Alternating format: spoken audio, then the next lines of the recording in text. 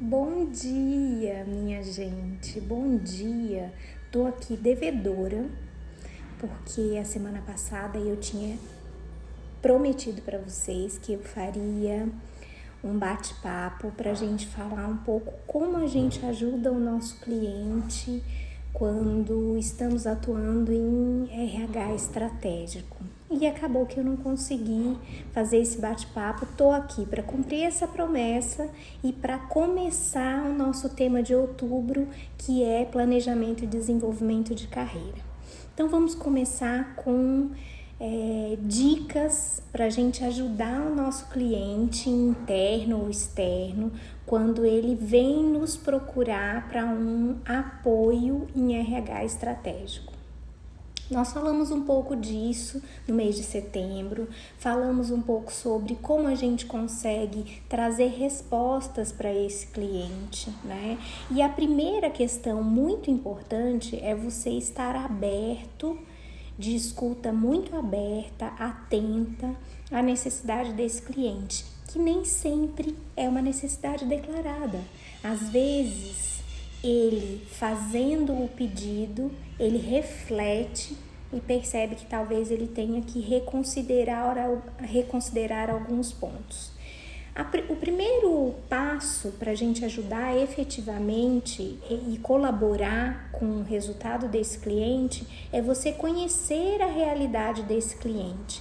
Você não vai dizer para ele exatamente o que ele precisa de solução, mas se você conhecer profundamente a realidade desse cliente, você consegue fazer as perguntas certas para que ele olhe para o que realmente é possível ser implementado. E o melhor projeto, a melhor solução, meus colegas de RH, é aquela que sai do papel, né? A gente pensar em projetos gigantes, perfeitos, maravilhosos, e essa solução não ser acessível ao usuário, ao cliente final ou ao cliente do nosso cliente, não vai nos ajudar e não vai gerar valor para o negócio.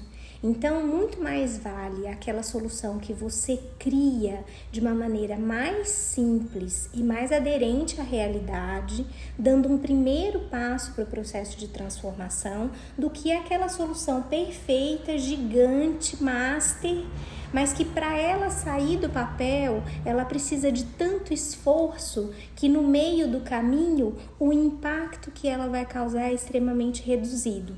Então, uma sacada é exatamente essa. Boas soluções são soluções que você tem um esforço pequeno, reduzido. Você e o seu cliente, é óbvio que você não vai fazer absolutamente nada sozinho, né? E você tem um alto impacto. Por que, Simone? Para a gente fazer marketing? Não, galera, não é para fazer marketing. É porque se o cliente consegue sentir o impacto, o movimento de motivação e engajamento em relação à sua solução aumenta e você ganha um aliado poderosíssimo na prática. Então, isso é uma estratégia de implementação. Um outro ponto é envolva o usuário final. Isso é muito importante. Café? Adoro café. O usuário final nem sempre é o seu cliente direto. Às vezes o cliente direto é aquele que vem pedir o produto e a solução para que o usuário final usufrua dela. Mas é possível que aquele cliente não conheça ou não domine ou não esteja tão atualizado sobre a realidade do usuário final. Como é que você diminui esse problema? Você fala com o usuário final, você envolve o usuário final, ou você cria dentro do teu processo de implementação um momento, um fórum onde este usuário final possa participar, possa colaborar com as suas ideias, com a sua visão, com as suas expectativas. Isso é super importante. E é uma estratégia de você ampliar também os teus aliados no processo de implementação. É muito comum a gente, enquanto RH, entender que nós estamos dentro da empresa ou dentro do cliente para fazer absolutamente tudo ser mais fácil. E isso não é uma mentira. Porém, nós não podemos ocupar o papel do cliente e do usuário final. Ele está junto conosco nesse processo de facilitar e gerar valor para o negócio. Entender que só a gente vai conseguir facilitar, orquestrar o ecossistema é um erro muito clássico. Embora seja regado de boa vontade, ele costuma não funcionar. É importante a gente envolver diretamente esse usuário e repartir as responsabilidades.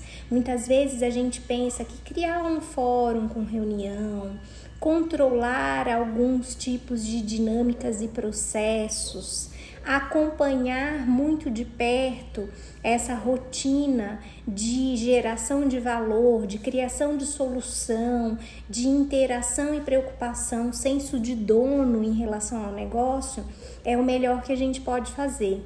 E aí a pergunta que eu deixo para vocês é o seguinte: será que não é melhor a gente arrastar pelo exemplo ao invés de criar sistemas de controle? Então, quando você tiver uma oportunidade de envolver esse cliente naquela atitude que você espera que ele tenha, envolva, influencie, arraste pelo exemplo. Pode ser uma excelente alternativa. A gente fecha o nosso mês de setembro de RH para RH atrasado, mas com essa dica de todo o coração para vocês. Eu espero que vocês tenham aproveitado os nossos bate-papos. Um beijo grande e a gente segue em outubro com outro tema. Até mais, ótima semana!